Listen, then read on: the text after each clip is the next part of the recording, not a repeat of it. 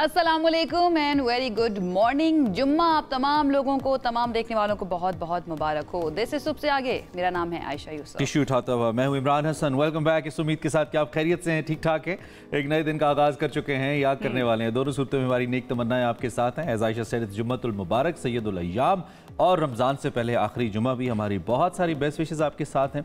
अल्लाह करे दिन आपका बहुत अच्छे से गुजरे। और आज के दिन के लिए तनबीह दुरूद इब्राहिमी का एहतमाम अगर ज़्यादा से ज़्यादा हो जाए तो आज के दिन के लिए बहुत ही अच्छा है।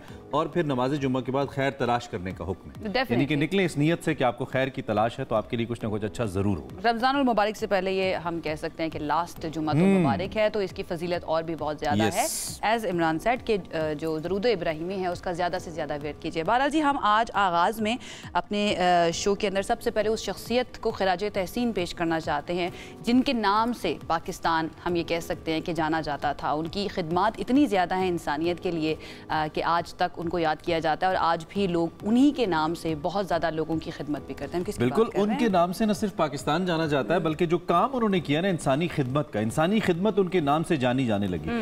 दो बहुत बड़े ब्रांड्स हैं इंसानी खिदमत को लेकर, मदर टेरेसा और अब्दुल सत्तार ईदी साहब। हम आज ईदी साहब का जिक्र कर रहे हैं क्योंकि आज उनका यौम पैदाइश है। पूरी ज़िंदगी इंसानियत की खिदमत की, पूरी ज़िंदगी इंसानियत की खिदमत में वक्फ की, कोई कसर उठा नहीं रखी। दुनिया का सबसे बड़ा नेटवर्क बनाया एम्बुलेंसेस का, और सारी ज़िंदगी इंसानों के लिए और हर किस्म के इंसानों के लिए, यानी कि कोई तफर्रुका नहीं रखा कि ये मसला है तो इसमें मैं काम सिर्फ इंसान नहीं, सिर्फ इंसानों को, यानी कि इंसान नहीं, जो जानवर हैं उनके लिए भी शेल्टर्स बनाए, उनके लिए भी शेल्टर्स बनाए। ह्यूमैनिटेरियन पाकिस्तान के सबसे बड़े, उसके साथ साथ फिलांथ्रोपिस्ट हम कह सकते हैं। नोबेल पीस प्राइज़ के लिए कई मरतबा उनको नामजद किया गया, उनको मिला नहीं वो अवार्ड, बट जो मलाला यूसुफजई के वालिद हैं उन्होंने उनको नॉमिनेट किया था और ये कहा था कि ये अवार्ड उनकी खिदमत को जस्टिफाई नहीं कर सकता, लेकिन मैं फिर भी चाहता हूँ कि उनको नॉमिनेट किया जाए। छोटा है, बहुत बड़े हैं। तो आज उनका यौम पैदाइश है। कराची वालों के माथे का झूमर है, हमें कहना चाहिए। वो शख्सियत हैं और एक छोटे से खारादर के इलाके से छोटा सा एक सेटअप अपना बनाया, वहाँ से इंसानियत की खिदमत का आगाज़ किया। फिर इनकी जो एहलिया है बिल्किस सीदी, मैं कभी उनकी खिदमत को नहीं भूलता, जिनका साथ इनके साथ रहा, उनकी जो खिदमत है वो भी बहुत कमाल है। सो ये दोनों मियाँ बीवी जो पाकिस्तान को नसीब हुए, पाकिस्तान बड़े सग़ीर के इस हिस्से को, हमारे लिए किसी रहमत, किसी दौलत से कम नहीं, और हमेशा हम इन पर फ़ख्र कर सकते हैं। ईदी साहब के अरबों रुपए के असासे थे और ख़ुद उन्होंने भीख भी मांगी है सैलाब मुतासरीन के लिए, और वो लोग ऑफर भी किया गया कि मुल्क का हुक्मरान बने, लेकिन उन्होंने डिक्लाइन कर दिया। उन्होंने कहा कि मैं ये काम एक लेगेसी छोड़कर गए हैं, तो आज हम उनको खराज तहसीन पेश करते हैं। अल्लाह करे ये लेगेसी इसी तरह से चलती रहे। अब तो उनकी जो आगे की नस्लें हैं वो भी इस काम जी फैसल ईदी कर रहे हैं, लेकिन सारी बात है उस तरह से नहीं कर पा रहे जितना बड़ा इसको ईदी साहब के इस ब्रांड को ईदी साहब ने खुद बनाया। और चाहे जल्जला हो, सैलाब हो, कोई कुदरती आफत हो, हमें ईदी साहब खड़े नजर आए। आई विश के और ईदी पैदा हो हमारे यहाँ उन जैसे लोग, हमें अल्लाह तौफीक दे कि हम उनके हिस्से का थोड़ा सा काम भी कर लें तो बहुत है। आगे बढ़ते हैं। सबसे पहले ये खिराज तहसीन बहुत ज़रूरी था। अब आपको लेके चलते हैं चीन, जहाँ पे एक तस्वीर जब हमने देखी, मैंने तो अभी चीन को चलिए, चलते हो तो चीन को चलिए। अब से थोड़ी देर पहले जब वो तस्वीर मैंने देखी तो यकीन मानिए मेरे तो होश उड़ गए। ऐसी खूबसूरत, में दंग रह गए आप, या अजीब कहूँ क्या, जरा तस्वीर दिखाइए फिर आपको बताते हैं ये तस्वीर है क्या। ये तस्वीर है जनाब एक पहाड़ी की, चीन में एक पहाड़ी वाक़, और ये रातों रात तस्वीर वायरल हुई है। ये बेसिकली एक भेड़िए की शक्ल कहें, कुत्ते की शक्ल कहें, जानवर की शक्ल कहें, looking like a sleeping dog. और एक हाइकर जो है वो यहाँ पर जा रहा था, उसको ये नजर आया, उसने ये पिक्चर फौरन से ले ली तो, और उसने शेयर की, और जैसे शेयर की ये वायरल भी होगी। डेफिनेटली इसका वायरल होना बनता भी है। ये पहाड़ी, बट ऐसा लगता है कि एक कुत्ते का चेहरा है। अच्छा, खुदा की या नेचर की तो ये बात, कुदरत तो है ही कि कुदरती तौर पर ये चीज़ तख्लीक ऐसे हुई है, और अल्लाह की ही तख्लीक है हर चीज़ जो तख्लीक हुई है। लेकिन जो जिन्होंने इसको कैप्चर किया है, मैं उनकी एस्थेटिक्स को बड़ा सलाम करता हूँ, क्योंकि इतना ह्यूज है, ये मैं पिक्चर में फिर भी छोटा लग रहा है कि उन्होंने इसको इमेजिन किया, उनको नजर आया और फिर उन्होंने इसको कैप्चर भी किया। और ये एडिटेड पिक्चर नहीं है। अच्छा, कुछ लोगों की एस्थेटिक सेंस अच्छी होती है, कुछ लोगों की ना पिक्चर ऐसी अच्छी आ जाती है ना तो लोग कहने लगे यार इसकी एस्थेटिक सेंस जो है ना वो बहुत अच्छी है। बट आई होप कि इनकी एस्थेटिक सेंस अच्छी होगी तभी ये पिक्चर जो है ना, वैसे for a good picture I always believe you must have good aesthetics. ऐसे बड़ा मुश्किल होता है। अच्छा, वो आती नहीं है ना, जितना ये ह्यूज है ना, यानी कि जिस एंगल से इस पिक्चर को बनाया गया है, मुझे लगता है बहुत दूर जाके उन्होंने एक परफेक्ट पिक्चर लिया, बड़ी मुश्किल से ली। डेप्थ भी नजर आ रही है आपको ना, वो सारी जो टर्म्स होती है ना एस्थेटिक सेंस की, वो सब चीजें हमें नजर आ रही है। बहरहाल जी, चाइना की ये खबर थी तो अगली खबर भी चाइना की है, और वो ये है कि चीनी AI ऐप डीप सीक ने चैट GPT और दीगर मगरबी ऐप्स को बड़ी टक्कर देने के बाद नए वर्जन पर भी काम शुरू कर दिया जिसे R2 का नाम दिया गया है। अभी वो उस झटके से नहीं निकल पाए हैं डीप सी के। आप कह रहे हैं कि एक नया वर्जन जो है वो आ रहा है और ये वर्जन जो है मई के अवाइल में यानी कि मई के आगाज़ में पेश किए जाने का इम्कान है। बरतानिया में कॉपीराइट्स कानून में तरमीम के खिलाफ 1000 से ज़ायद म्यूजिशियंस ने एक खामोश रिकॉर्डिंग रिलीज़ किया जिसमें किसी म्यूज़िक की बजाय सिर्फ शोर सुनाई दे रहा है। अच्छा, इस पे तो जाएंगे, लेकिन ये जो आप डीप सी की बात कर रहे हैं ना, इसके मुकाबले में जो चैट का नया वर्जन आ रहा है, मुझे ऐसा लगता है कि चीन सिर्फ एक ही चीज़ में लैग करता है, वो इंटरनेशनली अपनी बात को पहुंचाने में। चूंकि मीडिया इन्फ्लुएंस चीन का इतना नहीं है, उनका CGTN एक चैनल है बहरहाल, लेकिन चूंकि मगरबी ममालिक का मीडिया इन्फ्लुएंस ज़्यादा है, लेकिन उसकी वजह से लगता है कि उनकी चीजें शायद बड़ी हुई हैं या अभी भी वो आगे हैं। अदरवाइज चीन हैज बीटन, उनको आउटक्लास कर चुका है हर चीज के। लेकिन अब आगे बढ़ रहा है ना, प्रैक्टिकल एग्जांपल। लेकिन दुआ लिपा और एड शेरन जो हैं, ये इनके जैसे बड़े बड़े म्यूजिक प्रोड्यूसर्स ने इस मुहिम के ऊपर दस्तखत कर दिए, इस लेटर पर दस्तखत कर दिए और मौसीकार ये कह रहे हैं कि ये जो कानून अब लाया जा रहा है ना, ये तब्दीलियां बोर्ड्स को फनकारों के काम पर मुफ्त तरबियत हासिल करने की इजाजत दे देंगी और ये कॉपीराइट की खिलाफ वर्जी होगी। तो कॉपीराइट्स के बहुत ज्यादा इशूज जो है ना वो बनते जा रहे हैं। इसके बाद एप्पल कंपनी जो है उसने एक बहुत बड़ा ऐलान किया, अगले 4 सालों में अमेरिका में $500 बिलियन की इन्वेस्टमेंट करेगी एप्पल कंपनी। टेक्सास में AI कंपनी कायम करने का इरादा रखती है और मुल्क भर में 20,000 के लगभग मुलाजमतें भी पैदा करेगी। तो इसका मतलब है फ्यूचर जो है वो AI से जुड़ गए आप। जी ऑब्वियसली। और अच्छा, ये जो आप इससे पहले आप वो राइट्स की बात कर रही हैं, म्यूजिशियंस के लिए जो रॉयल्टी है या उनकी म्यूजिक के राइट्स हैं, इसके ऊपर सारा उनका करियर बेस करता है। और एक्चुअली अब जब भी कोई बड़ा म्यूजिशियन किसी बड़ी कंपनी के साथ साइन होता है तो वो मेक श्योर करता है कि उसकी जो रॉयल्टी है वो ताहयात उसको मिले। जो भी चीज़ उसने प्रोड्यूस किया, उसने क्रिएट किया, चाहे वो लिरिक्स हैं या म्यूजिक है या मेलोडी है, तो अब इसके ऊपर अगर उनको सवालिया निशान उठ रहे हैं तो ये बड़ा मसला है। वेस्ट में तो बड़ा इसको फॉलो किया जाता है और बड़े केसेस बन जाते हैं। पाकिस्तान में नहीं किया जाता? पाकिस्तान में नहीं है। भारत में बहुत अच्छे रॉयल्टी राइट्स हैं, लेकिन पाकिस्तान में तकरीबन ना होने के बराबर। पाकिस्तान में ना होने के बराबर, इसके ऊपर हमें काम लॉस तो है लेकिन प्रैक्टिस नहीं है। सबसे बड़ा मसला जो है ना पाकिस्तान का, कवानीन मौजूद है, अमल दरामद नहीं होता, जिसकी वजह से नुकसान उठाना पड़ता है और अल्टीमेटली पाकिस्तान का नुकसान होता है। खैर जी, हम पाकिस्तान से आगे चले जाते हैं, रशिया चलते हैं, जहाँ पर रशियन शख्स जो है उसकी नाराज अहलिया ने पोर्श कार लेने से इनकार किया तो उसने गाड़ी को कूड़ेदान में ही फेंक दिया। यार इतना तो दिल नहीं दिया तोड़ते भाई, हमें दे देते, हम आपकी खिदमत करते सारी नहीं। इसकी पाकिस्तानी मालियत बहुत कम भी हो तो 5-6 करोड़ रुपए तो होनी चाहिए, व्हाट आई बिलीव। तो बेसिकली 10 करोड़ के लगभग इसकी मालियत हमें बताया जा रहा है। खैर, मॉस्को का जिला है मितीशी, उसमें एक शख्स ने अपनी शादी बचाने के लिए एहलिया को ये वैलेंटाइंस डे के मौके पर गिफ्ट देने का फैसला किया। पोर्शे खरीदी उन्होंने और जो नाराज एहलिया हैं उन्होंने इतनी महंगी SUV पोर्शे कार लेने से इनकार कर दिया। उन्होंने कहा मैनू नहीं चाहिए तेरी पोर्शे, तो बंदे ही किसे काम नहीं। उन्होंने कहा नहीं हो सकता ऐसा काम। उन्होंने गाड़ी को रशियन खातून जो है पंजाबी बोल रही होगी। कहना यह है भाई, आप वैसे खड़ी कर देते, वैसे कहीं और किसी ऑर्फन हाउस वो दिल बर्दाश्ता हो गया ना, वो मोहब्बत करता था बीवी से लेने चढ़ाई कैसे है कूड़ेदान में, जैसे भी चढ़ाई उसने, जैसे वो लेकर आया गाड़ी वैसे उसने। बहरहाल जी देखें, ये मोहब्बत थी उस शख्स की कि उसने कहा कि बीवी नहीं ले रही थी कि मैं इसको फेंक ही देता हूँ। तो ये इंटरेस्टिंग स्टोरी थी। हमने जिंदगी में इतना अमीर बनना है कि अगर कोई पोर्शे गिफ्ट ना ले तो कूड़े में फेंक दे, इतना अमीर बनना। अच्छा, मुझे लगा आप कहने लगे पोर्शे ना ले तो आप इधर दे दीजिए। ये मोटिवेशन चाहिए भाई हमें, ये बहुत जरूरी है। खैर, इंटरेस्टिंग तमाम आशिकों के लिए बड़ा मैसेज है इस खबर के अंदर। आगे बढ़े, मुल्क भर की बारिशों का जिक्र कर लें क्योंकि जारी है। अब भी मौसम बहुत ही खूबसूरत है। इस्लामाबाद की मागला हिल्स को पहाड़ों को बादलों ने कवर कर रखा है। ऐसी खूबसूरत मनाजिर हम देख रहे हैं और तकरीबन कुछ 40-50 लोग, तो वेरी एक्साइटेड जुम्मे की वजह से। उसकी वजह यह है कि 40-50 लोगों को मैंने देखा है वो बैठ के सिर्फ फोटोग्राफी कर रहे थे, खड़े होके लोग गाड़ियां रोक के पिक्चर्स बना रहे हैं। आज इस्लामाबाद इतना प्यारा लग रहा है, आज तो बनता है। इस्लामाबाद की जो 2 दिन से सिचुएशन है ना, मैं ये बात करी थी कि इस्लामाबाद अपनी असल हालत में आजकल हमें नजर आ रहा है। बहुत ही हसीन मनाजिर है। अगर आपको भी वक्त मिले तो बाहर निकलिएगा, थोड़ा सा एंजॉय कीजिएगा। कुछ कहना चाह रहे हैं? ऑफ कैमरा कमेंट करो, ऑफ कैमरा बात करेंगे। मरी की बात करें, वहां पर बारिश के साथ शदीद यादाबारी हुई है। मौसम अब हम कह सकते हैं कि हाँ, सर्द हो गया है। उसके बाद हम वस्ती पंजाब की तरफ जाएं, मुल्तान, डीजी खान समेत पंजाब भर में भी बादल बरसे हैं। सिंध के इलाके मेहड़ और कंदकोट में बारिश, बलूचिस्तान में हालात, मतलब आपसे रहा नहीं गया। नहीं, वो साउथ पंजाब है ना, मुल्तान और डीजी खान। मैदानी इलाकों की बात कर रही वो मैदानी इलाके नहीं है ना, वो पहाड़ी इलाकों में आ जाते हैं थोड़े खान के जो इलाके हैं। बलूचिस्तान, कल्लात, चमन और यहाँ पे बर्फबारी हुई है। अच्छा, इस्तोर कुरम के जो पहाड़ी इलाके हैं यहाँ पे भी रुई की गालें सुना है हमने बरसे और कुछ मनाजिर भी आपको दिखाए हैं। वादी लीपा कल हमने दिखाई थी, यहाँ पे बर्फानी तोदे गिरने से कई सड़कें भी बंद होगी और ये हो जाता है यहाँ पे। ये हो जाता है तो यहाँ पर बहुत एहतियात की जरूरत होती है। सबा बजीर की तरफ जरा चलते हैं कि वो आज कहाँ पर मौजूद है। आप तो शुक्र करती हैं, बस चंद बादल उतरे मागला पे और आप फौरन पहुंच गई और फौरन हमें बता दिया कि क्या सूरत हाल चल रही है। सो टॉक टू सबा। सबा बताए कहाँ पर मौजूद है, किस तरह से एंजॉय कर रही है इस्लामाबादिये, कैसे एंजॉय कर रहे हैं?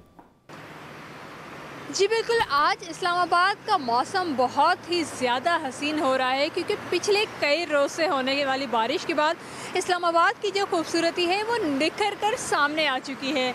आज भी मौसम अबर आलूद है और महकमा मौसमियात ने यह खुशखबरी सुना दी है कि आज इस्लामाबाद में मज़ीद बारिशें होंगी। इस वक्त मैं ज़ीरो पॉइंट के मकाम पर मौजूद हूँ और यहाँ से अगर मार्गला की पहाड़ियाँ आप देखें तो मार्गला की पहाड़ियाँ इतने हसीन मनाजिर पेश कर रही हैं कि लोग यहाँ पर रुक के सेल्फियाँ भी बना रहे हैं और मौसम को भी इंजॉय कर रहे हैं। मार्गला की पहाड़ियाँ जो है वो काले और सफ़ेद बादलों से ढकी हुई हैं और ठंडी हवा इस वक्त यहाँ पर लग रही है तो मौसम और भी ज़्यादा हसीन हो रहा है। इस्लामाबाद की जो हरियाली है, जो फूल है, वो इस बारिश के बाद धुल कर निखर कर अपनी खूबसूरती बयान कर रहे हैं, जबकि बारिशों का ये सिलसिला आज सारा दिन जारी रहेगा। दर्जे हरारत का जिक्र करें तो आज इस्लामाबाद का दर्जा हरारत 10 डिग्री सेंटीग्रेड तक रिकॉर्ड किया गया है। महकमा मौसमियात का यही कहना है कि इन बारिशों की वजह से सर्दी में थोड़ा सा इजाफा हुआ है, लेकिन अगले 24 घंटों तक इस्लामाबाद में मौसम अबर आलूद रहेगा और हल्की और का दर्जा हरारत कम होता है ना तो दर्जा शरारत बढ़ जाता है। वो दर्जा शरारत मौसम का है, जो मौसम शरारत कर रहा है इस वक्त सब लोगों को मजबूर कर रहा है, खासतौर पे जो वर्किंग क्लास है कि बाहर निकले जरा एंजॉय करें। सबा के चेहरे की मुस्कुराहट नहीं देखी, मुझे तो जेलसी फील होने लगी है ऑनेस्टली कि बाहर खड़े होकर जब काम करने का मौसम कम मिला है ना हमें दिखाने को, इसलिए आज ज्यादा खुश है। So it's amazing. लेकिन इससे आगे जो आपको दिखाने जा रहे हैं वो इससे भी सुपर कूल है भाई, वो इससे भी ऊपर की चीज है। हम बात करने जा रहे हैं नन अदर देन स्कर्दू की। स्कर्दू में बर्फबारी हुई है, मनाजिर बहुत ही हसीन है। सोशल मीडिया पर जो है ना लोग वीडियोस बना रहे हैं और शेयर कर रहे हैं, या आप देख भी रहे हैं। लग नहीं रहा है कि ये स्कर्दू के मनाजिर हैं, इससे ज़्यादा हसीन मनाजिर जो है ना मुझे ऐसा लगता है कि मैंने पाकिस्तान में पहले नहीं देखे। ये बहुत ही खूबसूरत मनाजिर नजर आ रहे हैं और ये सीजन में हो जाता है। शुक्र अल्हम्दुलिल्लाह कि जो रिक्वायर्ड स्नोफॉल है वो हो रही है। शदीद बर्फबारी के बाद सर्दी की लहर में यहाँ पे इजाफा हो गया है, हर चीज़ ऐसी बर्फ में ढकी नजर आती है और बहुत ही खूबसूरत नजर आता है। सो स्कर्दू वाले तो मुफ्त में एंजॉय करें, और जो वहाँ पे लोग घूमने फिरने गए हैं, रास्ते खुले हैं वैसे आई बिलीव आजकल तो बर्फबारी के शायद बंद हुए ना, बंद है। अगर खुले हैं तो जबरदस्त है भाई, फिर तो जाना ही चाहिए, और अगर बंद है तो फिर एहतियात बहुत जरूरी है सारी सूरत हाल में। अंजुम नज़ीर जैगम साहब हमें ज्वाइन कर रहे हैं, मौसम के हवाले से हमें आगाह करते हैं, तो हमने आज भी सोचा कि उनकी खिदमात लें जरा। अंजुम भाई thank you and good morning. आप आई होप ठीक ठाक हैं। ताज़ा तरीन क्या है मौसम को लेकर आपके पास? जी बहुत शुक्रिया। रात आपने देखा कि कल रात को काफ़ी इलाकों में अच्छी बारिश और शदीद बर्फबारी हुई। आपने जिक्र किया अस्तोर और स्कर्दू का, जहाँ पे तकरीबन 5 इंच पिछले 24 घंटों में बर्फबारी रिकॉर्ड की गई और ये सिलसिला आज भी बरकरार रहेगा। गो के अभी मुल्क के दरमियान मैदानी इलाकों में इस वक्त बादल मौजूद नहीं हैं, ताहम इस बात की तवक्को है कि आज दोपहर के बाद से दोबारा बादलों का सिलसिला इन इलाकों को घेरेगा और उसके बाद शाम और रात गए दोबारा एक बारिश का स्पेल हो सकता है। ताहम इसके बाद 1 से 2 दिन का गैप है। 3 मार्च को दोबारा कोयटा उससे मुल्हिका इलाकों में एक और बारिश का अच्छा स्पेल इंक्लूडिंग पहाड़ों पर बर्फबारी का इम्कान है, जो कि आहिस्ता आहिस्ता फैलते हुए 3 तारीख को ही मुल्क के शुमाली इलाकों में एक और अच्छा बारिश का और बर्फबारी का स्पेल देगा। चलो जी, हमारे जो मूड्स है ना, मिजाज है, वो भी बहुत अच्छा कर देते हैं ये मौसम में। 3 मार्च ओह अच्छा, आपने पहले अनाउंस कर दिया 3 मार्च को। नहीं पहले नहीं अनाउंस किया, ये तो 35 साल पहले अनाउंस हो गया। अच्छा खैर अंजुम साहब ये बताइए कि वस्ती पंजाब, साउथ पंजाब और इसके अलावा मैदानी बाकी इलाके जो है वहाँ पर क्या सिचुएशन रहेगी, कितनी बारिश हो सकती है? उसके बाद हम जरा सिंध की भी बात करेंगे। देखिए जी, अब जो ये सिलसिला है इसका ज़्यादा इम्पैक्ट मुल्क के शुमारी इलाकों पर ही रहेगा। अभी अगले 2 से 3 दिन जो वस्ती पंजाब या जनूबी पंजाब बशमूल सिंध है उसमें गैप रहेगा। ताहम इस बात के इम्कानात हैं कि आज जो है वो रहीम यार खान में और उससे मुल्हिका इलाकों या इंतहाई शुमाली सिंध के जो अजला हैं जिसमें घोटकी, सखर, शिकारपुर है, यहाँ पर हल्की फुल्की बारिश हो सकती है। ताहम जो 3 तारीख का सिलसिला आ रहा है उसके तहत एक मरतबा फिर जो जनूबी पंजाब के अजला हैं वहाँ पे बारिश के इम्कानात होंगे। अच्छा, तो हम बहुत बेताबी से जानना चाहते हैं वो जो एक डेफिसिट का तस्करा आप करते हैं, कितने % कम हुई बारिशें, किस हद तक वो सिलसिला पूरा हुआ है? क्या हम किसी इक्विलिब्रियम पे जा रहे हैं इस सूरत हाल के बाद? जी, परसों तक की जो रेनफॉल थी उसके मुताबिक पाकिस्तान का जो रेनफॉल डेफिसिट था वो ऑलमोस्ट 50% तक आ चुका हुआ है, और इस बात की तवक्को है कि अगर आज मज़ीद बारिश होती है तो जो हमारा दिसंबर, जनवरी, फरवरी का जो एवरेज रेनफॉल है उसके तकरीबन हम 40% डेफिसिट तक आ जाएंगे। ठीक है अंजुम साहब, आपकी मौजूदगी से फ़ायदा उठाते हुए सबको इंतज़ार है, मौसम कैसा रहेगा आज? कोई इम्कान है चांद नज़र आने का रमज़ान मुबारक का? ओह हाँ, देखिए जी, आज सुबह 5:44 पर चांद की पैदाइश हो चुकी है। ताहम जब आज शाम को रुयत हिलाल कमेटी इजलास के लिए बैठेगी तो उस टाइम पर चांद की उम्र तकरीबन 12 से 13, ऑलमोस्ट 13 घंटे के बराबर होगी। तो इस बात के इम्कानात इंतहाई मुश्तबा हैं कि ये किसी दूरबीन से भी देखा जा सकेगा, नेकेड आई से तो इम्पॉसिबल होगा। तो अगर हम मौसम की बात करते हैं तो मुल्क के इंतहाई जो जनूबी अजला हैं, जो हमारी कोस्टल बेल्ट है, वहाँ पर मतलब जो है तौर पर अबर आलूद रहेगा। मुल्क के शुमाली इलाकों में जज़वी से मुकम्मल अबर आलूद रहेगा। ताहम जो मुल्क के वस्ती इलाके हैं बशमूल जनूबी पंजाब, सेंट्रल पंजाब या जनूबी KP के और शुमाली बलूचिस्तान, यहाँ पर मतलब काफ़ी हद तक क्लियर होगा।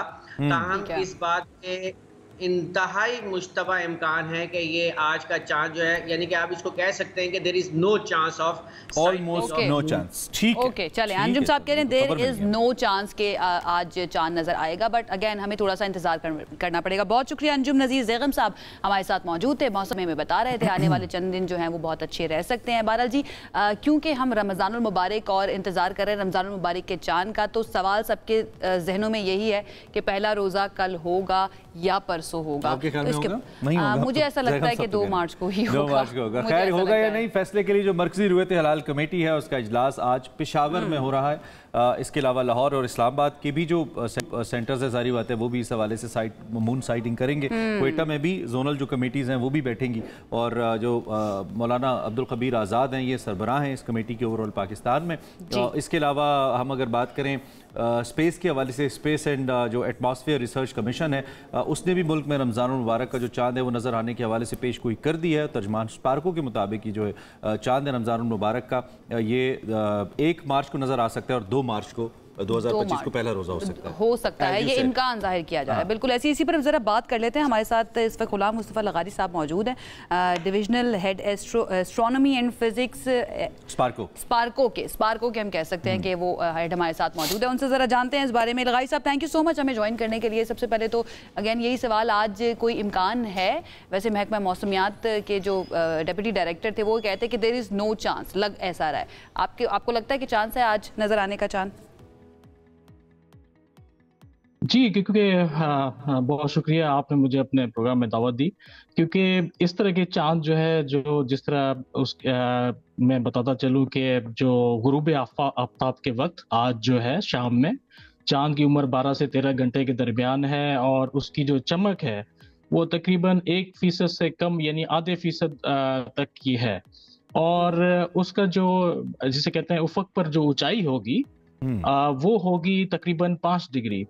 तो इस तरह के चांद जो है वो नजर आना थोड़ा सा मुश्किल हो जाते हैं, क्योंकि ये चांद जो है ये मतलब आप समझ लें कि बहुत ही कम जिसे कम टाइम के लिए उफक पर मौजूद रहेगा, और इसकी चमक भी क्योंकि बहुत कम है, 1% से बहुत कम चमक है, तो इसलिए इसको तकरीबन आप समझ लें कि नामुमकिन है देखना इस तरह के चांदों को। लगारी साहब, आइडियली कितनी उम्र चांद की होनी चाहिए फॉर द विजिबिलिटी? असल में सिर्फ उम्र जो एस्ट्रोनॉमिकली उम्र काउंट नहीं होती, उम्र के साथ साथ ये भी देखा जाता है कि उसकी गुरूब आफ्ताब के वक्त उसकी ऊंचाई क्या है। और जो रोशनी, यानी सूरज की रोशनी जब चांद से टकरा के जमीन पर आ रही होती है, तो उसका 14वीं का चांद समझ लें कि वो 100% इल्यूमिनेटेड होता है, तो 1% उसकी इल्यूमिनेशन जो है वो होनी चाहिए, और 1% के करीब होनी चाहिए, और उसकी ऊंचाई जो है तकरीबन 8 से 10 डिग्री होनी चाहिए। तो तब जाके मुमकिन हो पाता है कि इस तरह के चांद जो है हम देख पाए। अच्छा लगारी साहब, ऐसा हो सकता है कि कुछ एरियाज या कुछ शहरों के अंदर विजिबिलिटी जो है वो हो जाए चांद की, क्योंकि पाकिस्तान के अंदर 2 ईदें भी मनाते रहे हैं हम, और डिफरेंट जो है ना हमें वो भी नज़र आता रहता है कि रमज़ान भी अलग अलग डेट्स पर शुरू हो रहे हैं। क्या ऐसी पॉसिबिलिटी है कि कुछ इलाकों में नज़र आ जाए और कुछ इलाकों में नज़र ना आए? जी, इस तरह का ये है कि इस तरह के मतलब जो पाकिस्तानी जो इलाके हैं उनमें नामुमकिन है इसको देखना। अच्छा, अगर मैं क्विकली आपसे पूछूं, क्या गल्फ मिडिल ईस्ट वगैरह के अंदर या इन ममालिक में चांसेस हैं चांद नजर आने के, या ओवरऑल ही हम समझे कि मुश्किल? वैसे इम्कान यही है कि कल वहां पर हो जाएगा सऊदी अरब में। मिडिल ईस्ट और सऊदी अरबिया में जो है वो टेलीस्कोप से चांद, बड़ी टेलीस्कोप से जो है मुमकिन हो पाएगा, अगर वहां पे कुछ हिस्सों में मिडिल ईस्ट में भी देखा जा सकता है बड़ी टेलीस्कोप्स के साथ। ठीक है, इस हवाले से स्पार्को का कोई ऐसा सिस्टम जिससे लोग रहनुमाई ले लें, कोई ऐप, कोई वेबसाइट जिससे साइंटिफिकली हम जान पाएं कि चांद की उम्र क्या है, या देख सकते हैं? क्योंकि अब तो मॉडर्न टेक्निक की तरफ दुनिया जा रही है, जो हमारा इस्लामी या शरई तरीका है वो तो है अपनी जगह, लेकिन साइंटिफिक कुछ ऐसा है प्लेटफॉर्म? जी, हम बाकायदा शेयर करते हैं डेटा मीडिया से भी और जनरल पब्लिक से भी, और उसमें आप देख सकते हैं कि जो मून मैप्स होते हैं कि दुनिया में कहाँ पे किस नेचर का चांद नजर आएगा, इसी तरह से जो है आप देख सकते हैं कि चांद की जो उम्र होगी वो कितनी होगी, ये सारा डेटा जो है मीडिया से भी शेयर होता है, और वही डेटा जो है रुयत हिलाल कमेटी से भी सुपार को शेयर करता है। लेकिन डोंट यू थिंक इस हवाले से अगर कोई एक ऐप या ऐसा प्लेटफॉर्म, क्योंकि आजकल तो ऐप्स का दौर है, हम सब मोबाइल फोन जेब में लिए फिरते हैं, तो कोई ऐप अगर हो ऐसी स्पार्को की, क्योंकि स्पार्को अच्छा काम कर रहा है, पिछले कुछ अरसे में आपने बड़ी सिग्निफिकेंट इंप्रूवमेंट्स, डेवलपमेंट्स, इनोवेटिव चीजें की हैं। पास्ट में हमने देखा भी कुछ वफाकी वज़रा ने शेयर भी किया था अगले 5 से 10 साल की। फवाद चौधरी साहब उन्होंने बड़ा इसके ऊपर फोकस रखा है, तो ऐसा कुछ हो सकता है, कोई ऐसा प्लेटफॉर्म हो जाए, ऐप इन पर्टिकुलर स्पार्को की? जी, ऐप वो अब भी मौजूद है, क्योंकि 2019 से 25 तक के चांद उसमें जो है प्रेडिक्ट किए गए थे, तो अब क्योंकि उसको रिवाइज करने और उसको रीलॉन्च करने का वक्त आ गया, वो ऐप जो थी basically ministry of science and technology ने लॉन्च की थी, और सुपार्को ने उसमें जो है वो डेटा और उसकी जो सारी जिसे कहते हैं जो टेक्निकल असिस्टेंस थी वो सुपार्को ने दी थी। तो बिल्कुल इंशाल्लाह हम जल्दी इसको लॉन्च करेंगे एक नई ऐप को। ठीक है, बहुत शुक्रिया गुलाम मुस्तफ़ा लगारी साहब, डिविजनल हेड एस्ट्रोफिजिक्स स्पार्को हमारे साथ मौजूद थे, और उनके मुताबिक भी यही है कि आज चांद नजर आने के इम्कानात कम है, but again we have to wait. रुयत हिलाल कमेटी का इजलास होगा तो उसके बाद डेफिनेटली हमें पता चलेगा। बहुत से लोग ये सवाल कर रहे थे, पूछ रहे थे हमसे उनको, क्योंकि दिनों की we are connected the news के जी होगा नहीं, तो बहुत कम चांसेस हैं चांद नजर आने के, और कल बहुत ज्यादा चांसेस हैं। सो पहला रोजा इंशाल्लाह तो ऑलमोस्ट कंफर्म ही ऑलमोस्ट, तो इस हवाले से आपको आगाह रखेंगे। बहरहाल अब एक ब्रेक लीजिए, आज रोजा नहीं है, आप कुछ खा पी सकते हैं और वापस भी कल भी नहीं है मोस्ट प्रोबेबली, लेकिन कंफर्म नहीं है। एक ब्रेक लीजिए। Welcome back. दुनिया भर में रमज़ानुल मुबारक आता है, वहाँ पे अच्छी अच्छी खैर की खबरें आती हैं, आवाम को सहूलत देने की खबरें आती हैं। हम अक्सर ये बात करते हैं, हमारे यहाँ रमज़ान से पहले ही ज़ख़ीरा अंदोज़ सरगर्म हो जाते हैं। इवन नॉन मुस्लिम कंट्री से अच्छी खबरें, नॉन मुस्लिम कंट्री से तो बहुत ही अच्छी खबरें आती हैं आयशा। यहाँ पे ग्राम फरोशी शुरू हो जाती है, कीमतें बढ़ जाती हैं। अब चीनी एक मसला हमारे सामने आ रहा है, बहुत ज़्यादा इस्तेमाल होती है रमज़ान में, हम शरबत वरबत काफ़ी पीते हैं, तो इसकी कीमतों में रिपोर्टेडली काफ़ी इजाफा देखने में आ रहा है, ज़्यादा बढ़ रही हैं कीमतें। वफाकी हुकूमत और जो शुगर मिल्स मालिकान हैं उनकी जानिब से मुल्क भर में जो चीनी है वो 123 रुपये फ़ी किलो फराहम करने का मनसूबा बनाया गया है, that's the standard official price. लेकिन सूरत हाल कुछ ऐसे है कि कराची के अंदर जो घरा फरोश है, जो महंगी चीनी बेचने वाले हैं, पहले ही 160 रुपए कर बैठे, 40 रुपए 1 किलो के साथ। अच्छा, डिफरेंट जो है ना प्राइसेस वो देखने में आ रही है। उनका कहना है कि वो होलसेल नरखों में बार बार इजाफा बर्दाश्त नहीं कर सकते, क्योंकि गुज़श्ता चंद दिनों से 50 किलोग्राम थैले की कीमत में मुसलसल 150 से 200 रुपए फ़ी बोरी इजाफा हुआ है। चीनी की तलब जो है 5.5 लाख टन से बढ़कर 11 लाख टन हो गई है, और ज़ख़ीरा अंदोज़ इस सूरत हाल से भरपूर फ़ायदा उठा रहे हैं। This is so unfortunate. रमज़ानुल मुबारक के अंदर कोशिश ये की जाती है कि ज़्यादा से ज़्यादा सवाब कमाने का मौका जो है वो हासिल किया जा सके, लेकिन हमारे यहाँ पर इस तरह की सिचुएशन होती है। तो हम बात कर लेते हैं, हमारे साथ इस वक्त Karachi wholesalers grocers association के चेयरमैन रऊफ़ इब्राहिम साहब मौजूद हैं। उनसे ज़रा इस सिचुएशन पर बात करते हैं, ज़ख़ीरा अंदोज़ी पर ख़ास तौर पर बात करते हैं। बहुत शुक्रिया रऊफ़ साहब हमें ज्वाइन करने के लिए। ज़ख़ीरा अंदोज़ी जो है, ख़ास तौर पर लोग जो ज़ख़ीरा कर लेते हैं चीनी को, ये चीनी की कीमतों पर किस हद तक असरअंदाज हो रही है? आपका क्या टेक है इस पर? देखें, जब आपने अभी अनाउंस किया कि 123 नहीं 130 अनाउंस किया है गवर्नमेंट ने कि हम 130 में चीनी बिकवाएंगे। चलें, शुक्रिया आपने हमें करेक्ट किया। ऐसा नज़र कहीं भी नहीं आ रहा। अच्छा, और नज़र कहीं भी नहीं आ रहा आपको। और मैं आपको दूसरी निशानदेही करूं कि अगर ये गन्ने से ही शुगर बनती है ना, अगर आप गन्ना लेंगे तो 10% तो उसमें कटौती देते हैं वो, कि ये 100 किलो के पैसे नहीं देंगे, 90 किलो के देंगे, ठीक है। 10 किलो वहाँ से इनको गन्ना मिलता है ज़्यादा। और आगे जाएं तो ये क्रेशिंग होता है, इसमें मोलासिस निकलता है और 10.5% चीनी की रिकवरी होती है पर 40 किलो पे। तो आप बताएं कि ये चीनी की कॉस्टिंग जो पड़ती है वो 125 रुपये से इनफ नहीं होनी चाहिए प्रॉफिट के साथ। तो लम्हा फिक्रिया ये है कि ये कराची की बात नहीं हो रही है, ये पूरे पाकिस्तान में ये हालत है। तो रवई अगर 125 रुपए किलो बेचे, आज थोड़ा सा हमें बताइए, 125 रुपए या 130 रुपए किलो भी अगर हो तो इसमें किलो के साथ कितना प्रॉफिट ऑलरेडी इसमें शामिल होता है, हो जाता है आपके ख्याल में? देखें, आप समझें कि सब मोलासिस वगैरह एक्सपोर्ट होता है, ये गन्ने का छिलका, इससे बिजली बनती है, चीप बोर्ड बनता है, सभी होता है। लेकिन हम ये कहते हैं कि एक रिलीफ दे देते हैं, कोई मसला नहीं, क्योंकि हमें जो चलाना है ये मार्केट को चलाना है। तो जाहिर सी बात है कि मैं ये कहूँगा कि 130 या 125 ये इनफ है, बहुत ज़्यादा है, और 5 रुपये प्रॉफिट भी मिलेगा। तो ये होल्डिंग ज्यादा बुनियादी मसला तो इसका होल्डिंग ही नजर आता है। ऐसा लगता है रोक लेते हैं लोग और फिर जब डिमांड एकदम बढ़ती है, सर्च करती है, तो उसको मार्केट में फ्लोट करते हैं महंगे पैसों के ऊपर। आपके ख्याल में ये कौन कर रहा है इसमें? कहीं ना कहीं किसकी सरपरस्ती है? क्या पंजाब से जो शुगर जाती है उसके जाने में मसला है, या इंटरनली लोगों ने पहले लेके रोक ली है? क्या मसला कहाँ पे है, ये क्यों हो रहा है? बहुत बहुत अच्छा आपने सवाल किया। देखें, इसका मैं जवाब आपको सादा सा दे देता हूँ कि जब होल्डिंग होना शुरू हो जाए और गोदामों में स्टॉक हो जाए, जैसे कराची में 2 गोदाम पकड़े गए। देखें, मसनूई बहरान कब पैदा होता है कि जब ज़ख़ीरा होता है। अब उसको आर्टिफिशियल हम बढ़ाते हैं, और सट्टा माफिया 2 ग्रुप वहाँ पंजाब के चल रहे हैं, एक ग्रुप यहाँ से चल रहा है। वो सट्टा माफिया इसको कार्टेल बनाया हुआ है, और शुगर मिल मालकान ने भी इसको कार्टेल बनाया हुआ है।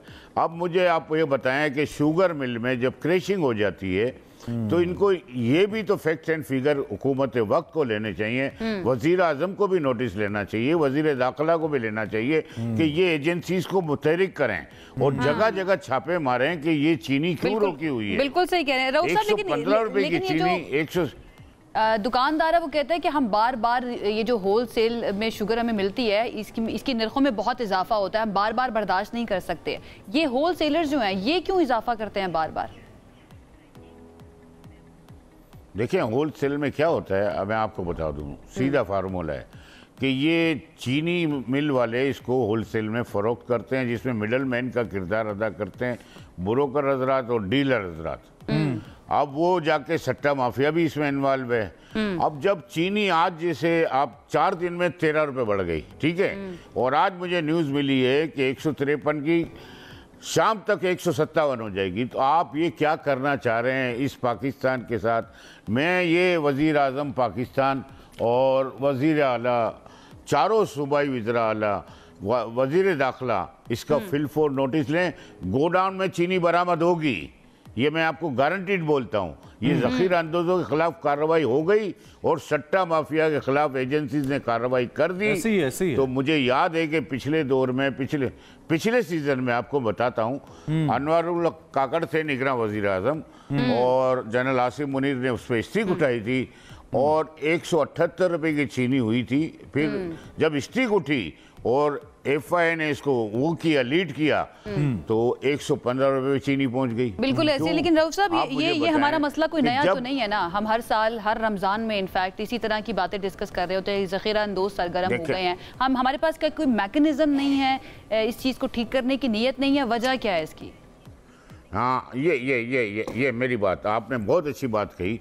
देखिए, मैकेनिज्म हमें बनाना है। देखें, बना हुआ था, ट्रैकिंग सिस्टम, गाड़ी निकलेगी, वहां जाके ये पता चलेगा कि इसके सेल टैक्स नंबर क्या है, इसका शनाख्ती कार्ड नंबर क्या है, तो आप फोकस कर लेंगे कि गई कहाँ चीनी। अब यहाँ हमारे यहाँ ड्राइवरों के नाम डीओ बन जाते हैं, डीओ डिलीवरी ऑर्डर बन जाते हैं। अब ड्राइवरों को कहाँ पता है, गाड़ियों को क्या पता। अब मैं आपसे एक गुजारिश करना चाहता हूं कि अगर आप इसको फोकस करना चाहते हैं, इस मुद्दे को उठाना चाहते हैं, तो देखें हवा से तो चीनी किसी गोदाम में नहीं पहुंच सकती। इसमें लेबर भी होती है, इसमें कॉन्ट्रैक्टर भी होते हैं, इसमें ट्रांसपोर्टर भी होते हैं। अगर गवर्नमेंट चाहती है कि इन पे छापे पड़ें, तो मुझे तो ये पता होता है कि अगर पोर्ट कासिम में है तो यहाँ कॉन्ट्रैक्टर कितने हैं लेबर के, और यहाँ देखें कि किसी से नहीं होती। मसला ये है कि जिन्होंने बाज़ औक़ात साहिब इख्तियार हैसियत शख्सियात ने छापों का एहतमाम करना होता है ना, उनके अपने स्टेक्स वाबस्ता हैं, ये सब हम जानते हैं। सब तो इसमें शामिल नहीं है, लेकिन कुछ जरूर शामिल होते हैं जिनको इसका फायदा हो रहा होता है। तो मुझे बताइए, अभी जब आप लोग कॉल कर रहे हैं अपने डीलर्स को, तो आपको चीनी मिल ही नहीं रही, क्या कह रहे हैं आपको? या महंगी दे रहे हैं, कह रहे हैं महंगा माल उठा लो, या इतना उठा लो, इससे ऊपर नहीं दे सकते, क्या हो रहा है? देखें, आप समझें, चीनी है हमारे पास वाफिर मिकदार में। मैं आपको बता दूं कि ये सीजन चल रहा है अभी, अब एंड 10 दिन रह गए हैं, तो आपके पास चीनी है। और पिछला कैरी फॉरवर्ड भी हुआ, एक्सपोर्ट भी हुआ हमारे 7.5 लाख टन। लेकिन जब एक्सपोर्ट उन्होंने स्टार्ट किया तो उन्होंने उसमें उधम मचा दिया कि भाई एक्सपोर्ट होगा, एक्सपोर्ट हो गया, ज़ख़ीरा होना शुरू हो गया, जिससे काफ़ी नुकसान हुए हैं। और मैं हुकूमत वक्त से वज़ीर आज़म पाकिस्तान शहबाज शरीफ एक नफीस इंसान है, और उनके वज़ीर दाखिला मोहसिन नकवी, और मैं वज़ीर ख़जाना से भी अपील करूंगा कि मिडल मैन के किरदार को और ये कार्रवाइयाँ होनी चाहिए। लेकिन आप ये समझे कि अगर आपने इस पर रोकथाम नहीं की, रोज़ाना की बेस पे अगर रेट बढ़ जाएं तो 200 रुपये किलो चीनी आप खरीदेंगे। अब एक चीज़ आप समझ लें कि ये 125 की हो, और आप इस पे गरीब आदमी रमजान के महीने में इसमें भी लूट मारी है। बिल्कुल बेबसी नजर आती है लोगों के चेहरों पर। रऊफ साहब, आप क्या प्रिडिक्ट करेंगे, ये अगर ना रोका गया सिलसिला, यहाँ पर चीनी कितने तक जा सकती है, कितनी कीमत हो सकती है इसकी? 200 रुपए, कोई बड़ी बात नहीं है। ओह माय गॉड, ये आपको मैं बता रहा हूँ। अच्छा, मैं आपको एक ये भी बात बता दूं, देखिए इम्प्लीमेंट के इदारे मुतहरिक आज हो जाए ना, आज तो कल आपको इतनी चीनी मिलेगी कि वाफिर मिकदार। हमारी कोशिश ये है कि हम इस मुद्दे को उठाते रहें, क्योंकि लोगों का जो बड़ी खानदान है वहाँ पे तो 1 किलो एक कहते हैं ना, एक टाइम पे निकल जाती है, आधा किलो 1 किलो चीनी लोग चाय पीते हैं रमजान के अंदर। तो ये बहुत इंपॉर्टेंट सब्जेक्ट है। हमारी बेस्ट विशेस आपके साथ हैं। जी रऊफ भाई, आखिरी बात मैं गुजारिश करूंगा आपसे कि देखें, आप आम दिनों में 5.5 लाख टन खपत होती है, और रमज़ान में 11 लाख टन तक पहुंच जाती है। इसकी वजह क्या है कि मशरूबात हर आदमी पिएगा, हर आदमी दस्तरखान पे एक मीठा तो रखेगा ना भाई।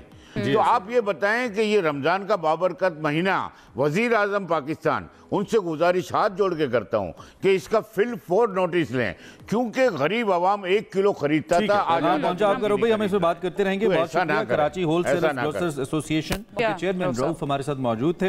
रऊफ इब्राहिम साहब जो कह रहे थे कि इस पर प्राइम मिनिस्टर और इंटीरियर मिनिस्टर और जो भी रेलेवेंट अथॉरिटीज़ हैं उनको इसका नोटिस लेना चाहिए। वजह सिर्फ स्टॉक करना है, और इस्लाम में वाज़ेह तौर पर ममानियत है अगर आप किसी चीज़ को रोक लेते हैं, होल्ड कर लेते हैं, उसकी कीमत बढ़ा के फिर उसको बेचते हैं। नबी करीम सल्लल्लाहु अलैहि वसल्लम के वाज़ेह अहकामात इस्लाम के मौजूद हैं कि वो रिस्क हलाल नहीं है आप, और स्पेशली रमज़ान के अंदर नाजायज़ मुनाफाखोरी, उसका गुनाह जो है वो भी आप समझ सकते हैं किस तरह से होगा। तो ये हमने इशू सोचा कि इसको ज़रूर डिस्कस करना चाहिए, और डेफिनेटली आगे भी हम करते रहेंगे।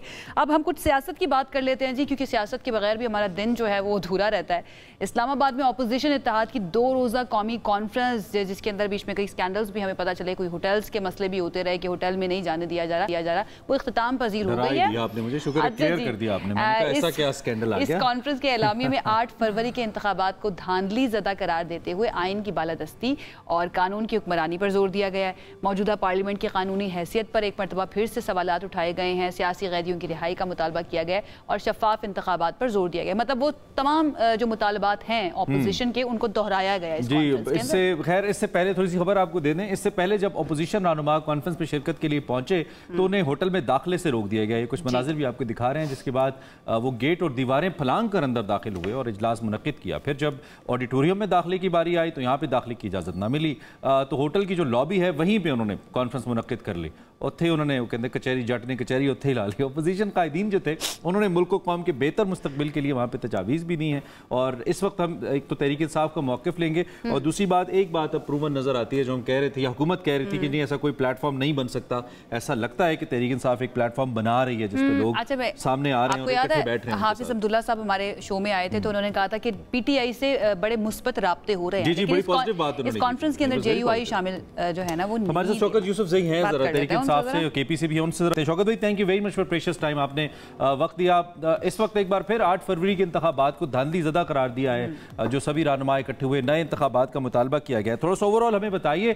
आने वाले दिनों में इस हवाले से हुकूमत पर मजीद प्रेशर पड़ेगा, क्या मैकेनिज्म है, क्या होने जा रहा है? बिस्मिल्लाहिर्रहमानिर्रहीम। देखिए, ये जो डिमांड है ना, ये किसी इंडिविजुअल पार्टी की तरफ से नहीं हुआ है, ये मुत्तहिदा अपोजिशन की तरफ से हुआ है। हाँ। और डेफिनेटली इसका असर पड़ेगा और ईद के बाद जो है तमाम जितनी भी अपोजिशन जमातें हैं वो मिलकर हुकूमत के खिलाफ तहरीक चलाने का इरादा रखती हैं। और उम्मीद तो यही है कि हुकूमत के लिए चलना मुश्किल हो जाएगा, क्योंकि ये फस्तायत की हुकूमत है, अवाम की हिमायत तो इनके पास है नहीं। फिर ऑलरेडी महंगाई इतनी ज्यादा है, आवाम परेशान है, और अगर रमजान का महीना गुजर गया और महंगाई का यही हाल रहा तो मेरे ख्याल से लोग खुद निकल आएंगे इनके खिलाफ। तो शौकत साहब, सबके ज़हनों में यही सवाल है, आई एम श्योर हुकूमत भी ये जानना चाह रही है कि क्या वाकई में कोई ग्रैंड ऑपोजिशन अलायंस बन रहा है? देखिए, सबसे अहम बात यह है कि रूल ऑफ लॉ के इस पे तशवीश का इजहार किया गया कि मुल्क के अंदर जमहूरियत नहीं है, मुल्क के अंदर रूल ऑफ लॉ नहीं है, पार्लियामेंट की बालादस्ती नहीं है, आइन की बालादस्ती नहीं है, अदालती निज़ाम मफलूज है। बहुत सारे इस तरह के इश्यूज जो बुनियादी इश्यूज हैं आवाम के, जिससे इंसाफ मिल सकता है आवाम को, वो निज़ाम नहीं है। महंगाई में बेतहाशा इजाफा है, आवाम परेशान है, इन्वेस्टमेंट नहीं आ रही मुल्क में। जो कह रहे हैं कि जी तरक्की हो रही है, सारा झूठ बोला जा रहा है। मुल्क के अंदर कोई तरक्की नहीं हो रही है, कोई इन्वेस्टमेंट नहीं आ रही है, तो मुल्क कैसे चलेगा आगे? तो इस बात पे तशवीश का इजहार किया गया और जो बुनियादी इश्यूज हैं उनको हाईलाइट किया गया और उसमें बताया गया अहम फैसलों के बारे में आपने बता दिया कि किन किन इश्यूज के ऊपर बात हुई और क्या अहम फैसले हुए। लेकिन अगेन मेरा सवाल है कि ग्रैंड ऑपोजिशन अलायंस जो है, क्या वो बन रहा है, उसके लिए राह हमवार हो रही है? देखें, तहरीक इंसाफ की पूरी कोशिश है कि सबको एक प्लेटफॉर्म पर इकट्ठा किया जाए। आप देखें कि आईन तहफ़्फ़ुज़ पाकिस्तान के नाम पे जो ग्रैंड उसका वो बन रहा है, उस ये एक नुक्ता ही काफी है कि हम आइन को तहफ़्फ़ुज़ कैसे दे सकते हैं। तो इसके लिए तो सारी जमातें मुत्तहिद हैं और जो 26वीं आईनी तरमीम में आए उसने आइन का हुलिया बिगाड़ दिया है। तो मेरे ख्याल से हुकूमत की अपनी नालायकियां बहुत ज्यादा हैं, इतनी गलतियां कर रही हैं, उसकी वजह से अपोजिशन को मुत्तहिद होना पड़ रहा है। और इंशाअल्लाह मुझे उम्मीद है कि अब तक जो जिन नुकात के ऊपर मुत्तहिद हैं, ये आगे चल के ये ग्रैंड अलायंस बन जाएगा इंशाअल्लाह।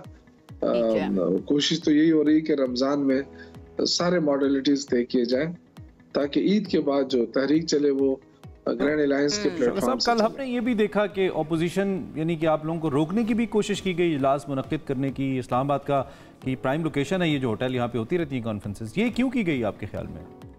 ये खौफ है हुकूमत का, फस्तायत है। और पहले चूंकि आपको पता है कि इल्जाम लगाते थे कि जी तहरीक इंसाफ जो है वो इंतशार फैला रही है और न उनको जलसे की इजाजत मिलती है, न उनको पुरअमन एहतजाज मुजाहरे की इजाजत मिलती है।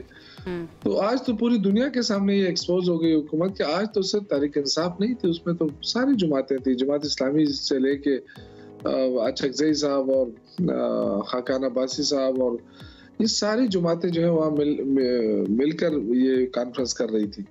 और मकसद ये था कि आइन की बहाली और आइन का तहफ़्फ़ुज़, तो मकसद भी वाज़ेह था और लोग भी वाज़ेह थे। इसके बावजूद इजाज़त न देना, ये साबित हो गया कि तहरीक इंसाफ जो है वो बेकसूर है, अवामी हिमायत है। और ये जो लोग हैं फस्तायत का शिकार, ये ताकत के जोर के ऊपर सियासत को खत्म करना चाहते हैं, ताकत के जोर पे पार्लियामेंट की बालादस्ती। इनिशिएटिव किसने लिया था ये कॉन्फ्रेंस करने का, शौकत साहब? तहरीक इंसाफ बेसिकली देखें है तो तहरीक इंसाफ ही सबसे बड़ी जमात है, अपोजिशन लीडर जो है वो तहरीक इंसाफ से, लेकिन बेसिकली जो तहफ़्फ़ुज़ आइन के नाम पे जो कमेटी बनी है चकज़े में, महमूद खान चकज़े उसको हेड कर रहे हैं, उन्हीं के सरबराही में ये हुआ था और इसका मकसद बड़े वाज़ेह है। देखिए, हम अगर आज पार्लियामेंट की बात नहीं करेंगे और इदारों को इसी तरह कमजोर होता देखेंगे तो ये तो डमी वजीर आजम है ना, इनके पास कोई इख्तियार तो है नहीं, अवामी मैंडेट इनके पास नहीं है, तो इसलिए खौफ है इनको। ये बड़े मतलब खौफजदा है इस मामलात के ऊपर से कि ये अपोजिशन के ग्रैंड एलायंस अगर बन गया तो हुकूमत का क्या बनेगा। और आप देखें कि इस खौफ की वजह से इन्होंने अपने 24 लोगों को इन्होंने मजीद एक किस्म का भर्ती कर लिया है, नौकरी दे दी है। परवेज खटक साहब को भी ले लिया है। ये कोई बताए कि परवेज खटक साहब जो है वो नून लीग में है, बता दे कि नून लीग में है, अगर नहीं है तो क्या किस पार्टी में है, तो किस पार्टी से उनको लिया गया है।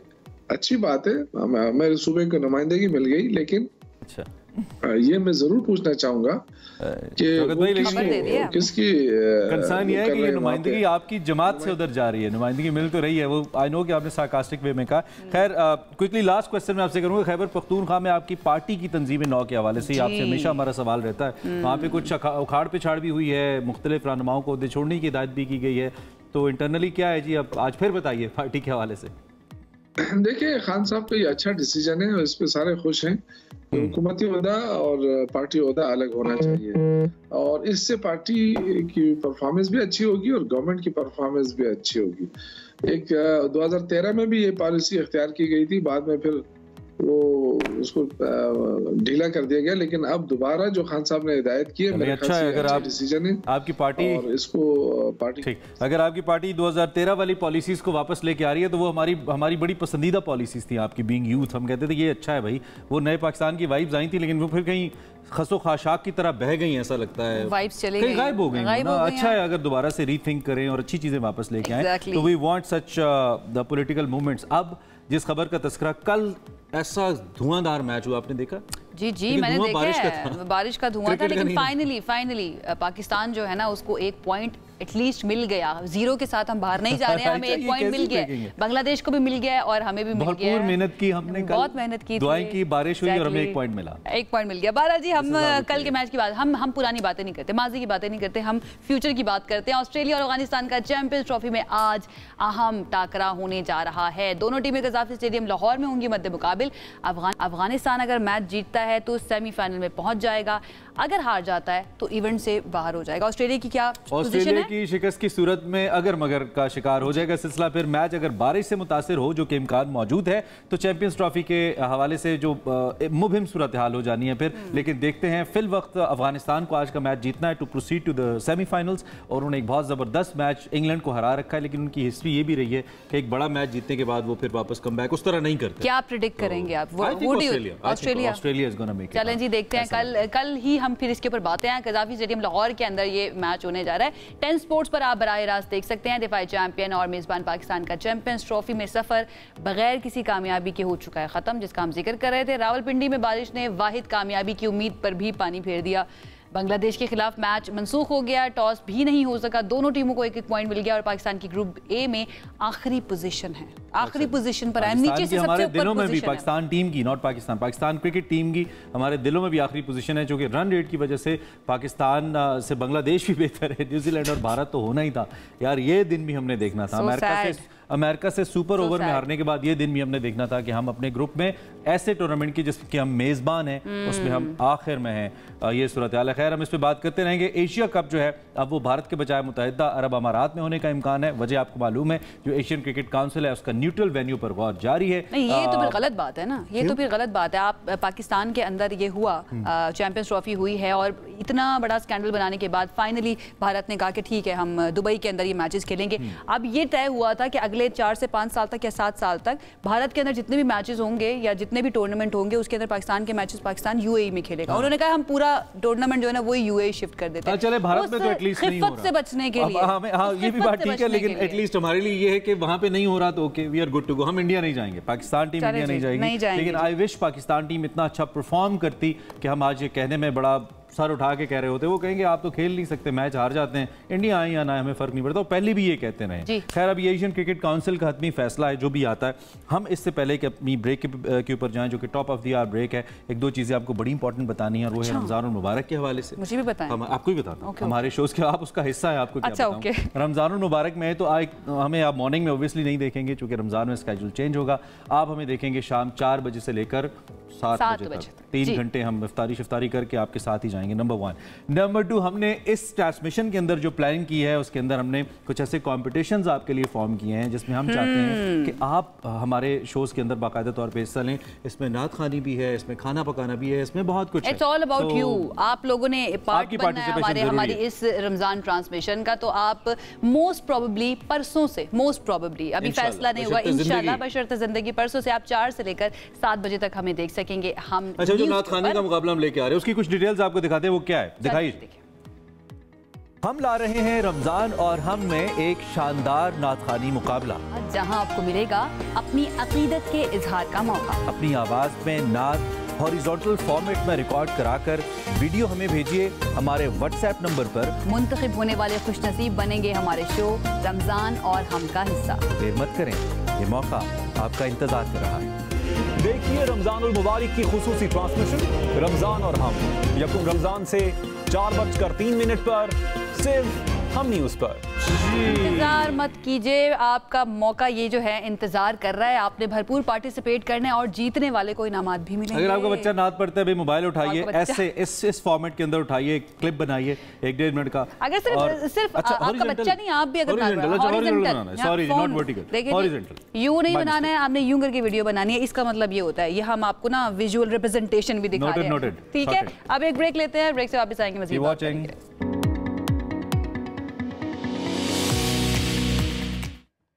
ब्रेक के बाद एक मरतबा फिर से खुश आमदीद। और हमें देखकर हमारी सिटिंग पोजीशंस जो है उनको देखकर आप समझ तो गए होंगे, अब आपको आदत हो जानी चाहिए क्योंकि हम इस तरह के सेगमेंट्स जो है ना आपके लिए लाते रहेंगे जिसमें हमारे साथ ऑडियंस भी मौजूद होगी और हमारे साथ एक्सपर्ट्स भी मौजूद होंगे जिनसे हम बात करेंगे डिफरेंट इशूज़ को लेकर। और आज का हमारा टॉपिक जो है वो क्या है इमरान? वो बड़ा पता नहीं, इसको अहम भी कहना चाहिए और दूसरा बहुत अहम है। ये ऐसा टॉपिक इसमें से कुछ मॉर्निंग शोज बदनाम भी है कि ये टॉपिक क्यों डिस्कस करते हैं आप बहुत ज्यादा, लेकिन है ही इतना। हम कोशिश करेंगे कि हम ऐसे डिस्कस करें कि आपको वो मौजूद अच्छा लगना शुरू हो जाए। तो पिछले मौजू पे आपने बड़ा अच्छा फीडबैक दिया, जो हमने दोस्ती को डिस्कस किया था उसका बहुत शुक्रिया, बहुत ज्यादा लोगों ने उसको पसंद किया। पर्सनली मुझे बहुत अच्छा फीडबैक, खुद बड़ा अच्छा लगा। So thank you.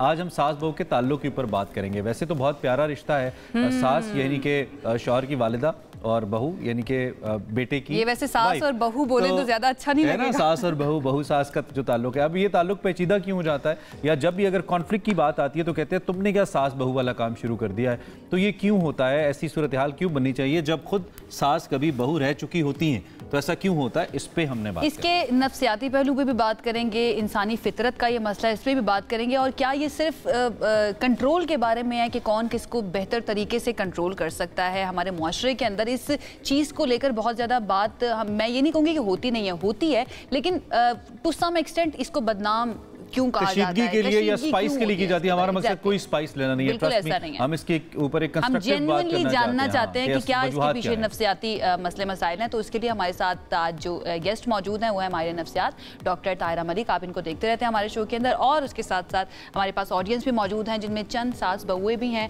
उनसे उनके रिश्तों के बारे में भी बात करेंगे और जानने की कोशिश करेंगे कि उनका ताल्लुक जो है अपनी सास के साथ या अपनी बहू के साथ किस तरह का है। इनके दिल में म्यूजिक बज रहा है। आप वैसे आपने नुमाइंदगी करनी है वैसे बेटे की, दामाद की, मैं एक बेचारा कैसे नुमाइंदगी करूंगा, कोशिश करूंगा। आप सबका बहुत शुक्रिया। आप लोग कैसे हैं, ठीक ठाक हैं?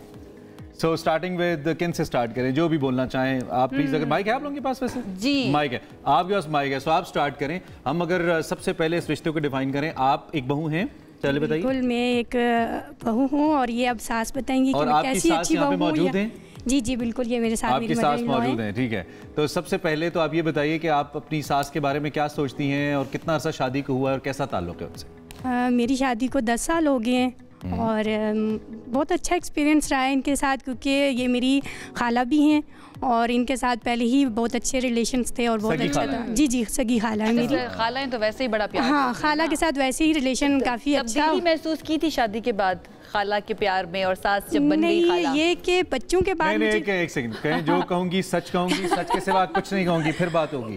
अब आप ये बात कहेंगे तो हमने घर भी जाना अच्छा, एक बात बड़ी ऑब्वियस है कि घरों के अंदर छोटी मोटी बातें, कॉन्फ्लिक्ट्स होते हैं, इन लोगों के भी होते होंगे, हमारे घरों में भी होते हैं, this a part of this whole system. लेकिन हमने उसको उस तरह सीरियसली लेना नहीं है। तो मकसद ये है कि इस्लाह हो, हम अपने आप को ठीक करें, बेहतर मसले को समझने की कोशिश करें। मैं कहती हूँ मदर और शायद डॉटर की ज़्यादा हो जाती हैं। अब मैं अपनी मदर से शायद ज़्यादा वो चीज़ कर लूँ जिस चीज़ पे मैंने करना है, लेकिन जो सास और उनका रिलेशन होता है उसमें रिस्पेक्ट बहुत होती है कि आप अगले की बात को बहुत इजीली आप कह रहे होते कि मैं एक्सेप्ट कर लूँ, और वो भी आपकी बात को उस तरीके से अहमियत दे रही होती है कि ये हमारी बहू है, हमारी सोसाइटी में ये जाएगी और ये हमारी, वो हम रिप्रेजेंट कर रहे होते हैं सोसाइटी में घर को, एज अ बहू हम रिप्रेजेंट कर रहे होते हैं, और सास भी जाती हैं तो वो हमें रिप्रेजेंट कर रही होती है। एक तो आपका सास बहू का तो हकीकी वाला ताल्लुक है ना, एक हमारी हुकूमत में भी सास बहू का ताल्लुक होता है, लड़ते रहते हैं आपस में। इस पे आते हैं हम। ताहिरा, एक तो ये क्या महज ये परसेप्शन बन गया हुआ है और हमने उस परसेप्शन को इतना ज़्यादा रगड़ा लगाया है कि वो हमारे जहन में बैठ गई सास बहू सास बहू। मैंने बहुत सारी सास, बहुत सारे बहूओं के अच्छे ताल्लुकात भी देखे हैं और डिफरेंसेस तो होती हैं, माँ बेटी के भी होते हैं। तो आप साइकोलॉजिकली इसको डिफाइन करें कि कहाँ रिश्ता ये स्टैंड करता है और इसमें ज़्यादा रिस्पॉन्सिबिलिटी माहिर नफ्सियात किसके ऊपर डालते हैं इस रिश्ते को चलाने के लिए? तो बड़ा खतरनाक सवाल है, बट आपकी वाली बात बिल्कुल ठीक है कि ये हमने कुछ ज़्यादा ही उसको बना लिया है, टिपिकल उसका पे एक थप्पा सा लग गया है कि ये कोई मसले वाला रिश्ता है। मेरा ख्याल है सास और बहू का रिश्ता उतना ही मसले वाला है जितना एक माँ और बेटी का हो सकता है। तो इसमें एक तो पहली बात कि ये ज़रूरी नहीं है कि ख़राब हो रिश्ता, ठीक है। दूसरी बात, अक्सर जो रिश्ता ख़राब होने लगता है वो दो तरह से होता है। एक तो जो सास हैं उनको एक फियर होता है, ये फियर बेस्ड। मैं यही कहने लगा था कि माँ में कोई इनसिक्योरिटी तो नहीं होती बेटी को लेकर, लेकिन सास में होती है। हाँ, तो लेकिन इसलिए सास में इसलिए होती है ना कि वो फियर ऑफ लूजिंग कंट्रोल है कि मेरा कंट्रोल जा रहा है इस लड़की के आने से। हालांकि ज़रूरी नहीं है, अगर आप थोड़ा टाइम दें तो मे बी वो कंट्रोल ना ही जाए। अक्सर आजकल की लड़कियां तो चाहेंगी कि घर का मेन कंट्रोल कोई बड़ा ही संभाल ले, बिकॉज चेंज हो रहा है ना, शिफ्ट हो रहा है हालात। घर, अब लड़कियों को घर आके बहुत ज़्यादा साइकोलॉजिकली ये शौक नहीं होता कि मैं संभाल लूँ, चाबियाँ संभाल लूँ, वो आप जो ड्रामे की बात कर रहे हैं। वो कंट्रोल की ख्वाहिश अभी भी होती तो है, इसीलिए तो वो जो अलहदा घर रहने की बात करती हैं ख़वातीन, सो दैट कि मेरा अपना घर हो, मैं अपनी मर्जी के मुताबिक। आपको भी नुमाइंदगी का मौका मिलेगा कंट्रोल नहीं, वो कंट्रोल नहीं है ना। देखें, जो अपने पे आप करना चाहते हैं उसको कंट्रोल नहीं कहते ना, वो तो बाउंड्री प्रोटेक्शन है। साइकोलॉजिकली अगर मैं अपना अलग घर को ये भी तो एक मसला होता है ना, मुझे जहाँ तक लगता है, जितना मैंने देखा है कि ये मेरे बेटे को लेकर अलग हो जाएगी। फेयर हालांकि अलग नहीं है। देखिए, बेटे तो वैसे भी कई दफा चले जाते हैं, वही बेटा ऑस्ट्रेलिया नौकरी करने चला गया तो माँ बहुत नहीं। लेकिन क्या ये खौफ वैलिड है? हम स्टेप वाइज, एक तो ये कि बुनियाद इसकी खौफ है, लूजिंग कंट्रोल। क्या ये खौफ वैलिड है? नहीं, नॉट एट ऑल, बिल्कुल भी नहीं है। यही हम मैं सब माओं को जो देख रही हैं बताना चाहूंगी, और बहुओं को भी। देखिए, अगर बहू समझेगी कि माँ क्यों ऐसे कर रही है सास, तो फिर ज्यादा आसानी हो जाएगी, और सास भी अपने आप को समझेंगी कि ये फियर है और ये वैलिड नहीं है। यही मेरा बेटा ऑस्ट्रेलिया चला जाता जॉब करने, या कनाडा, अमेरिका, जहाँ भी, तो मैं तो मिठाइयाँ बांटती, तो वो तो एक सेक्टर चेंज करके, बल्कि शायद उसी गली में ही अलग होना चाह रहा है, तो वहाँ मेरा फियर आ जाता है। अब रुक जाइए, अब चूंकि हमारे सास मौजूद हैं, कोई एक मदर इन लॉ, आप ये ऑन सेकंड आप प्लीज अपना नाम भी बताइए और मैं आपकी राय चाहता हूँ इसके ऊपर। क्या ये बात ठीक है कि जब वालिदा एक बेटे की शादी करती हैं तो बहू के हवाले से एक इनसिक्योरिटी का सेंस होता है कि कहीं मेरे बेटे को अलग ना कर ले, और वो डर ठीक डर नहीं है, as psychologist said? Definitely I think होता है, माँ को भी होता है, चाहे हमारे बच्चे छोटे भी हों, उस वक्त भी हमें होता है कि हमारी दादियों के पास ज़्यादा ना जाएं या फूफियों के पास ज़्यादा ना जाएं, हमारा उन पर मामू और खालाओं के खाला के साथ सही है, लेकिन दादी फूफी के साथ ज़रा थोड़ा सा डिस्टेंस रखें, तो उस तरह करें। तो आई थिंक ये इनबिल्ट है, आई डोंट नो इनबिल्ट है या नहीं है, लेकिन हर औरत आई थिंक ये फेयर करती है डेफिनेटली। ये खौफ जो है, क्या मैं आपसे जानना चाहूँगी, ये खौफ क्या इतना बढ़ जाता है कि सास बहू के रिश्ते को अफेक्ट करता है, उसके ऊपर असर डालता है? बात करना, मैं बता रही हूँ कि नहीं होना चाहिए, लेकिन ये खौफ होता है। आपने जब बेटे की शादी की थी तो आपके दिल में ये खौफ था कि मेरा कंट्रोल चला जाएगा, मेरा बेटा उसके ज्यादा नजदीक हो जाएगा। आपकी बहू बैठी है? मैं भी तो अच्छा किसी की बहू थी ना, तो अल्लाह ने जन्नत से कहा, मेरी सास गुजरात की, तो लोग बहुत सख्त होते हैं, मगर हमारा माँ बेटी वाला रिश्ता था। और जब कहता है इंसान जब बहू लेके आता है घर, तो उसको बहू ना कहे कि मेरी बेटी है ये, जब बेटी कह दी ना तो बहू ने भी कह दिया कि अम्मी या अब्बू कह दिया,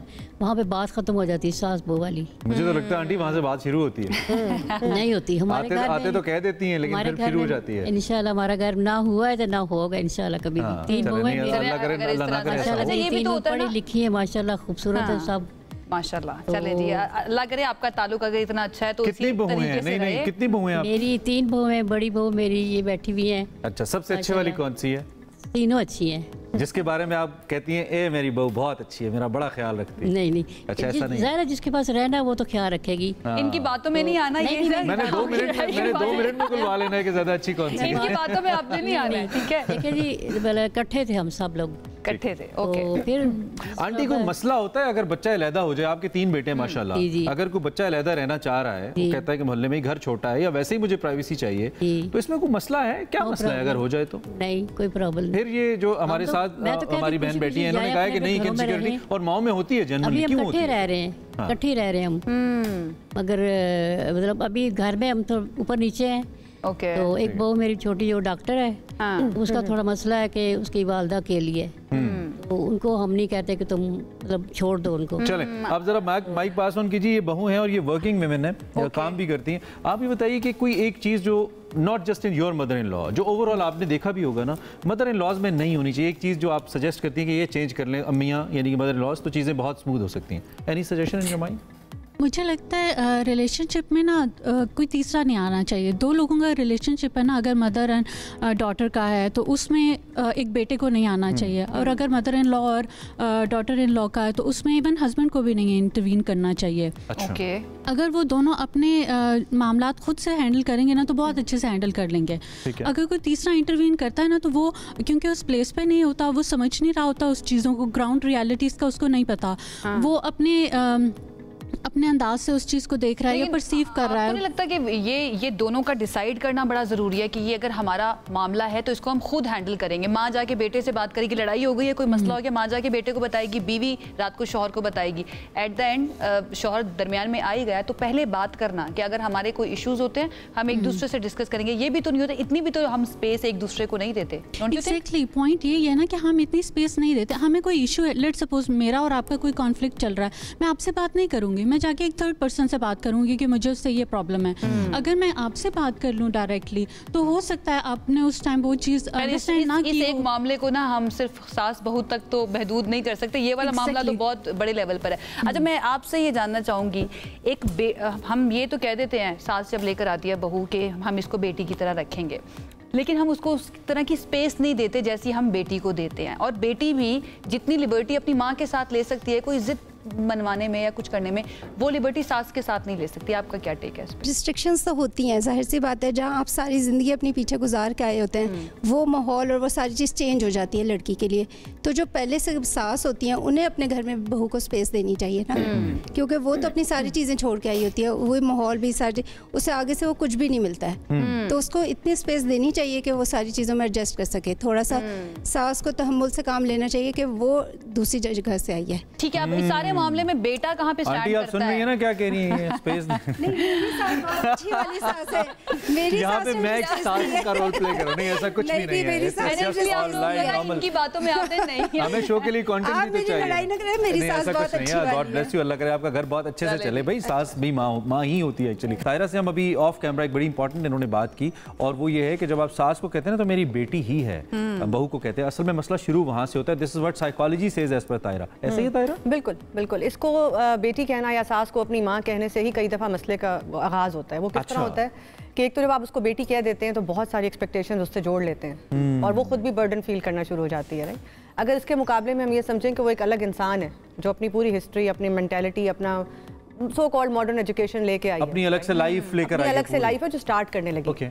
सिमिलरली जब लड़की कहती कि ये तो मेरी माँ है, पहली दिन नहीं, अब आपको क्या पता उसका अपनी माँ से कैसा रिश्ता रहा है बचपन में, आपको क्या पता वो कितनी सख्त माँ की बेटी है, यू नो।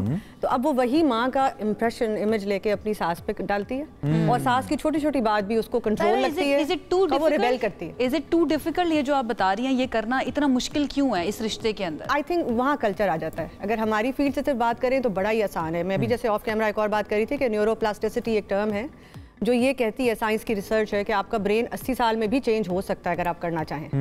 लेकिन हमारी विलिंगनेस तो होनी चाहिए, नियत होनी चाहिए। हमारी सासें तो आप बेसिकली कह रही हैं कि आप अगर बहू आ रही है तो बहू को बहू ही कहें, समझें। There's a different person. There's no need to say. रिश्ते का नाम चेंज करना आपकी फीलिंग्स वही हो सकती हैं बेटी वाली, अच्छा सोच सकते हैं। आप दो दोस्त थे जो आप में से कितनी बहू हैं जो अपनी सास को अम्मी कहती हैं और कितनी है जो आंटी कहती हैं, खाला कहती हैं?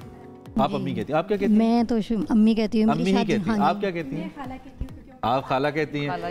आप क्या कहती हैं? That corner one. वो कहेगी मेरी अभी शादी नहीं हुई। आपकी शादी नहीं हुई अभी? नहीं, शादी नहीं हुई। आप सीखें फिर हमसे, ठीक है? आपने मैं भी सीख रही हूँ और वो साइलेंट ऑब्जर्वर है। अच्छा, आप क्या कहती हैं अपनी सास को? आंटी कहती हैं। इससे कोई फर्क पड़ता है अगर आप अपनी सास को अम्मी कहें या आंटी कहें? कोई फर्क पड़ता है? पड़ता है, बहुत पड़ता है। अपनायत सी हो जाती है। अच्छा, अम्मी कहने से हो जाती है? अम्मी कहने से अच्छी फीलिंग होती होगी कि मेरी ये अच्छा। तो आंटी कहेंगे तो कैसे माइक के अंदर माइक के अंदर बोलिएगा। यही चीज। हाँ तो बोले। आंटी कहेंगे तो एक फॉर्मल रिलेशन हो जाएगा, अम्मी कहेंगे तो एक अपनायत से आ जाएगी उस चीज में। मतलब टाइटल से अपनायत आती है, हालांकि साइकोलॉजी ऐसा नहीं है। अपनायत महसूस होती है। हाँ जी, मेरी मदर इन लॉ ने मेरा हर जगह पे साथ दिया। जिस तरह मदद फियर फैक्टर भी तो होता है कि अगर अम्मी ना कहा तो अम्मी समझेगी मुझे आंटी कह रही हो, मैं तुम्हारी अम्मी हूँ। मेरे उसमें नहीं था रिलेशन में, मैंने खुद उन्हें कहा था कि मैं आपको अम्मी कहूंगी, मतलब वो इतने अच्छे तरीके से। इसके अंदर जो बेटा है और जो हस्बैंड है उसके रोल की भी थोड़ी सी बात कर लेते हैं कि हस्बैंड का रोल कितना ज्यादा इम्पोर्टेंट है। उस बेचारे के रोल की भी बात। उस बेचारे आपका पॉइंट ऑफ व्यू नहीं होते हैं, इतने बेचारे होते नहीं है जितने बने हुए होते हैं। अच्छा, बट ये है कि उनको अपना रोल पूरा करना चाहिए कि मदर को मदर की स्पेस दें और बीवी को बीवी की दें।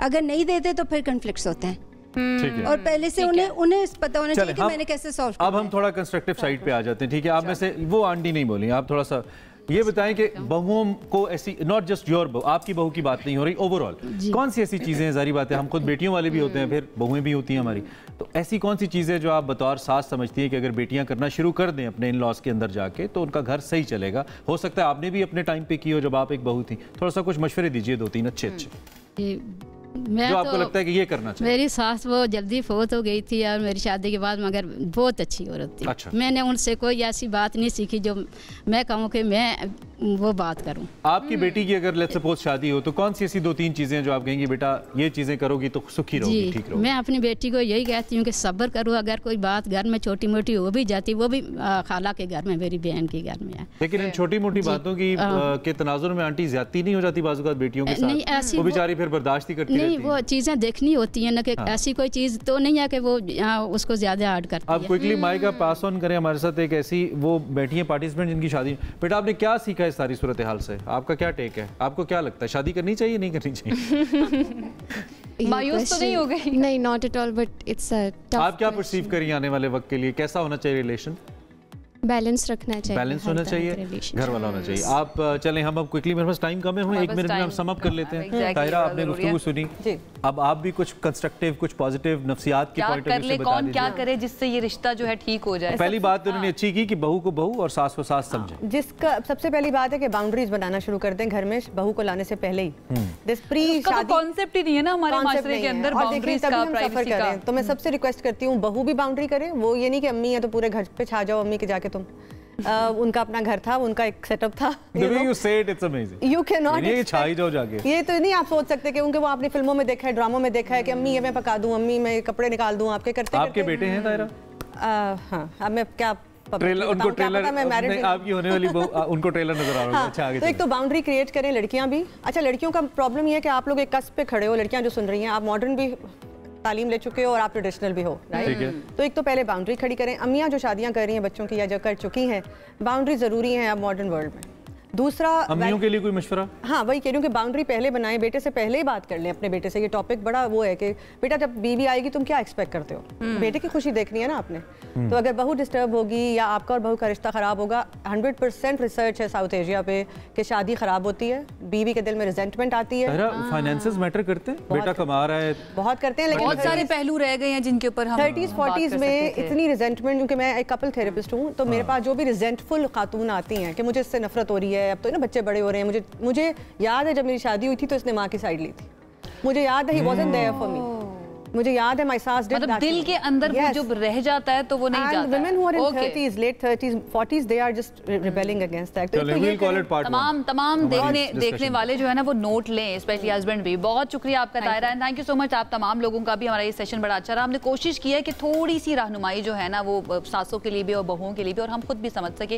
वैसे मुझे तो अब शादी के बाद ही पता चलेगा, वक्त हमारे पास हो गया। पेशेंस इज वेरी इंपॉर्टेंट भाई, अच्छा है, पेशेंस रखिए, एक दूसरे को बर्दाश्त कीजिए, हर चीज में होता है, अपने माँ बाप के साथ भी होता है। अब हमने प्रोग्राम खत्म करना है, आपसे मुलाकात करेंगे कल। प्रोग्राम अच्छा लगा तो फीडबैक, नहीं तो तब भी दे दीजिएगा। कल मिलते हैं। अल्लाह हाफिज।